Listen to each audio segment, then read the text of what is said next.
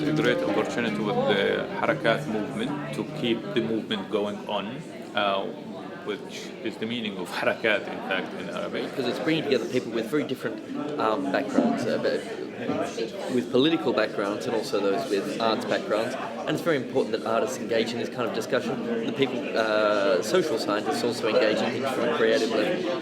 The objectives of this conference are really important to building capacity in the sector and building a community of practice, diversity, inclusion, and contemporary practice. It's a fantastic opportunity for arts workers in Australia to meet with Palestinian theatre workers and to really share experiences from both of those communities and to understand a little bit more about each other's practice.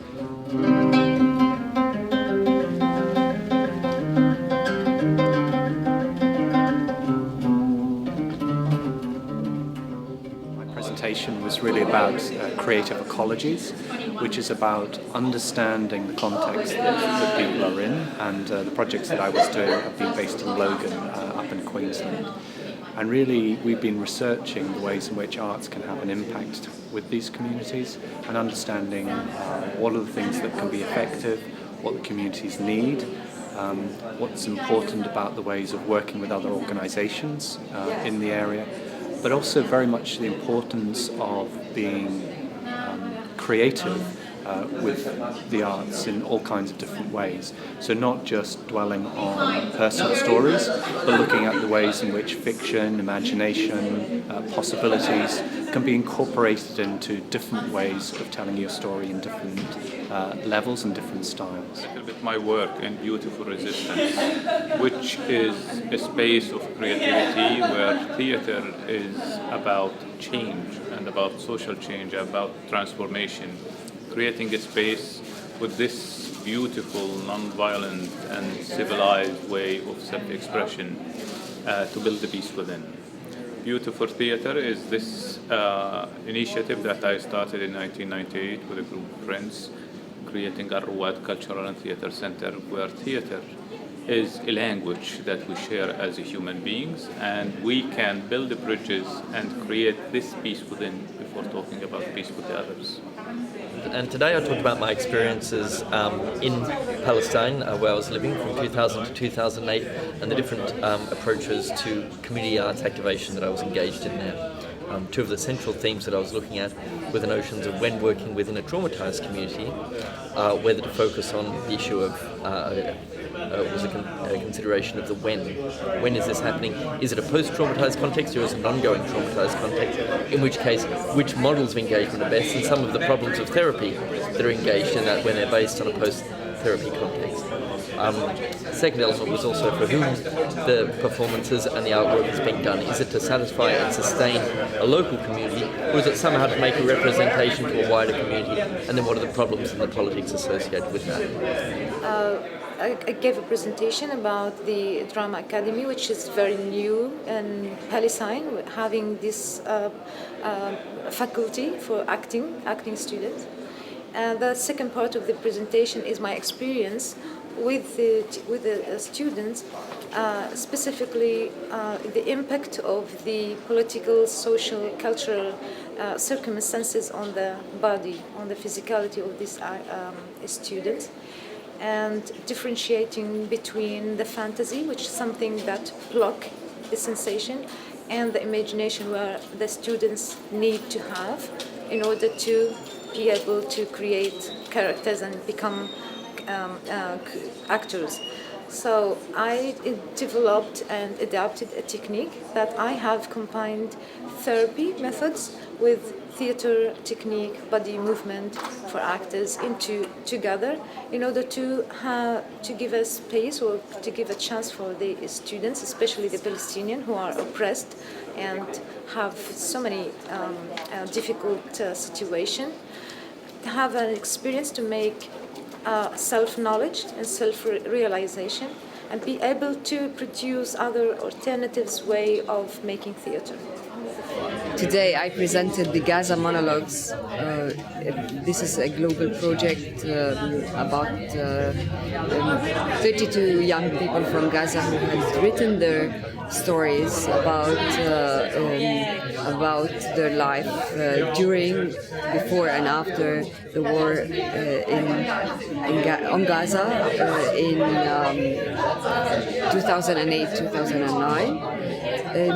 And so what I presented is an actual documentary about why these young people have done this project, and the actual monologues that are played by our group, students in Ramallah who had performed the monologues.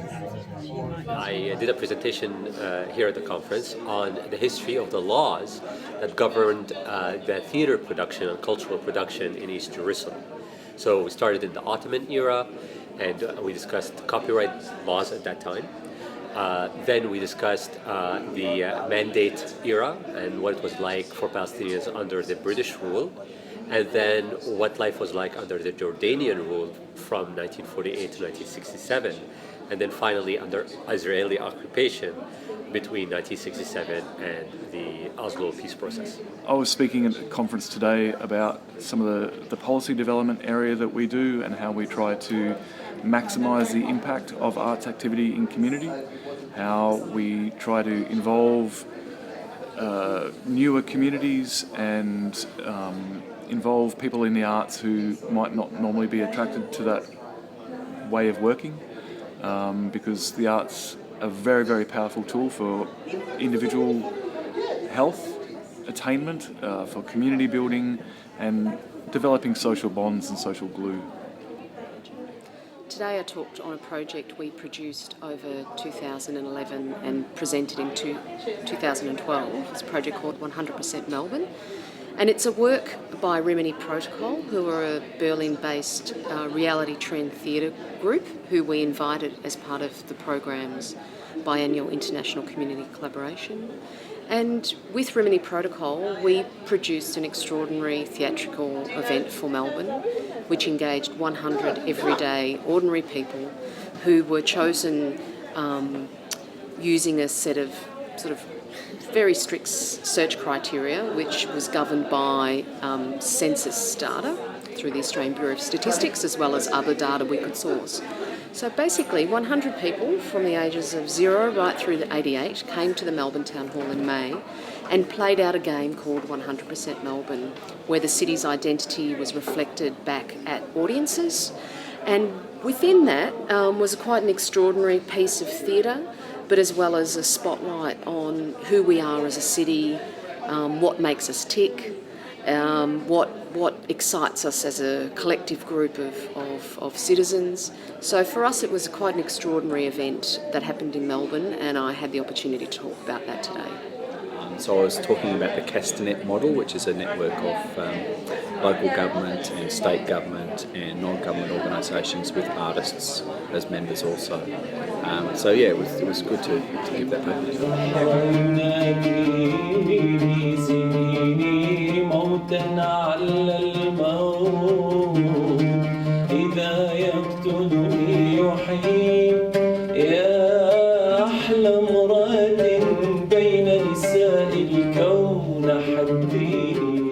It's been fascinating.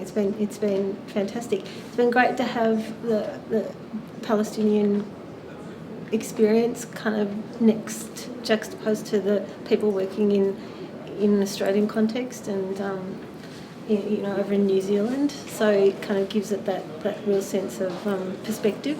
An opportunity to bring a really diverse group of people together to talk about theatre and the performing arts, and also too in terms of different case studies and understanding how different people work and different processes or models to use.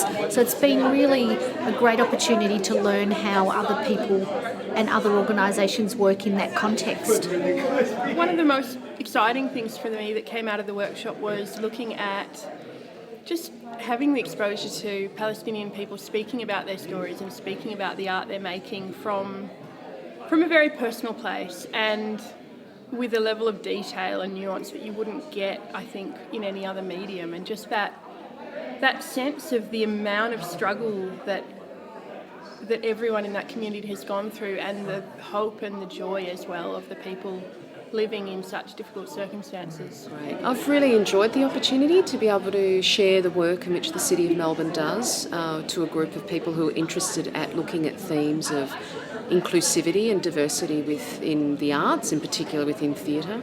So for me it's quite extraordinary to be able to reflect and be in conversation with people who are passionate about the same things that I'm passionate about, and to broaden my own sort of perspectives on that has been wonderful.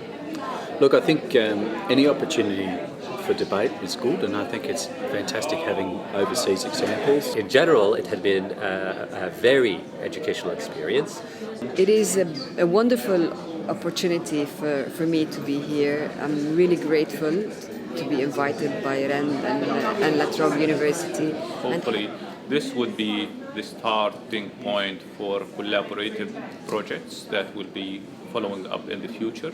And also, hopefully, it will create a space where we can come as theatre troupes and Palestinian theatre troupes to perform in Australia and create theatre plays together with Australian troupes, and hopefully also we'll be able to welcome Australian theatre troupes to come and perform in Palestine.